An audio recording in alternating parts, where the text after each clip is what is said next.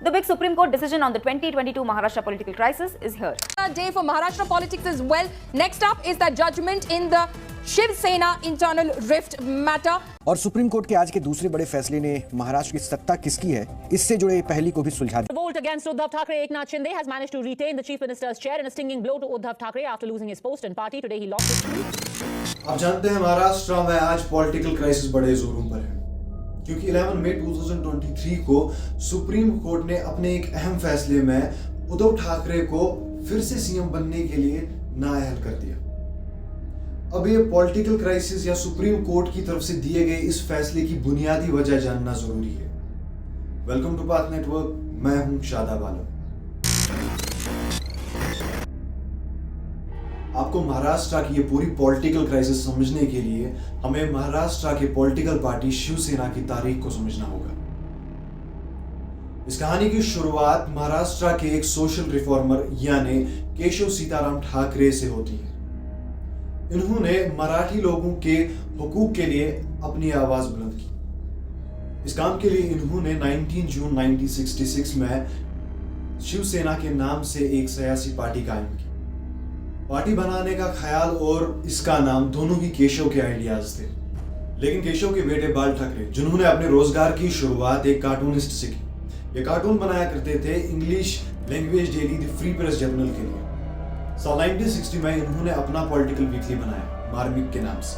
1966 तक ये मैगजीन काफी मशहूर हो चुकी थी, 40,000 से ज्यादा लोग इसे पढ़ने लगे थे। बाल ठाकरे ने भी अपने वालिद केशव ठाकरे की तरह मराठी लोगों के हुकूक के लिए आवाज बुलंद की। शायद यही वजह है कि इन्हें शिवसेना ऑर्गेनाइजेशन का फाउंडर कहा जाता है, ना कि इनके वालिद केशव सीताराम ठाकरे को।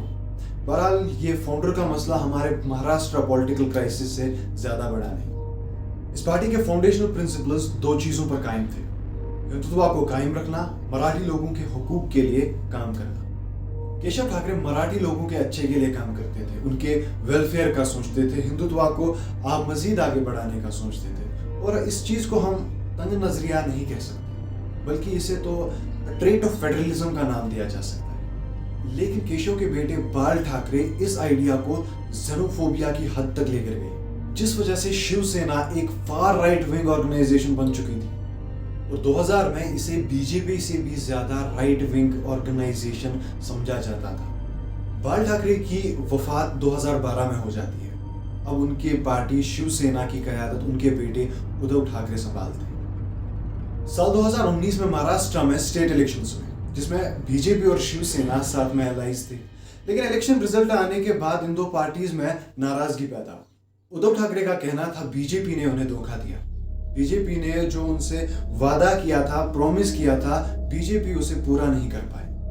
और वादा ये था, प्रॉमिस ये था कि 2.5 साल तक महाराष्ट्र में शिवसेना का चीफ मिनिस्टर रहेगा। शिवसेना बदला लेने के लिए एनसीपी और कांग्रेस के साथ हाथ मिला लेता है। इस इत्तेहाद की वजह से महाराष्ट्र में महाविकास अघाड़ी सरकार बन जाती है और उद्धव ठाकरे बन जाते हैं महाराष्ट्र के सीएम। लगभग 2 साल तक महाराष्ट्र में सब चीजें बड़े अच्छे से चल रही थी, लेकिन किसे मालूम था कि साथ साथ में एक बड़े रिवोल्ट की भी तैयारी हो रही थी। शिवसेना के एक लीडर एकनाथ शिंदे और भी कुछ एमएलएस के साथ मिलकर बीजेपी के साथ इत्तेहाद कर लेते हैं। इस इत्तेहाद की वजह से बीजेपी और शिवसेना महाराष्ट्र में सरकार बना लेते हैं। दोस्तों, उस वक्त ऐसा लग रहा था बीजेपी के लीडर देवेंद्र फडणवीस महाराष्ट्र के नए सीएम बनेंगे, लेकिन उसको डिप्टी सीएम बनाकर एकनाथ शिंदे को सीएम का दर्जा दिया गया, क्योंकि अब शिंदे के सपोर्ट में 2/3 से ज्यादा रेबल एमएलए साथ थे।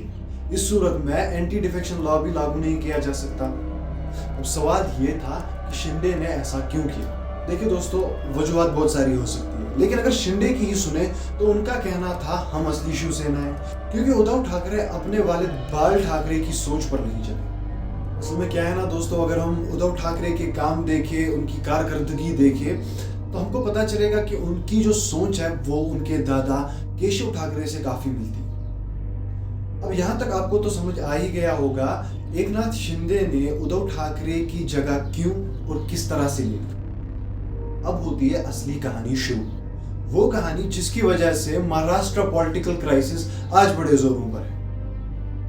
महाराष्ट्र के गवर्नर भगत सिंह कोश्यारी ने एक स्पेशल सेशन बुलाया क्योंकि उन्हें एक लेटर 7 इंडिपेंडेंट एमएलए से मिला था जिसमें उन्होंने कहा था कि एक फ्लोर टेस्ट कराया जाए, और उन्हें मीडिया के जरिए पता चलता है कि 39 एमएलए ने महाविकास अघाड़ी से मुंह फेर लिया है, विड्रॉ कर लिया है।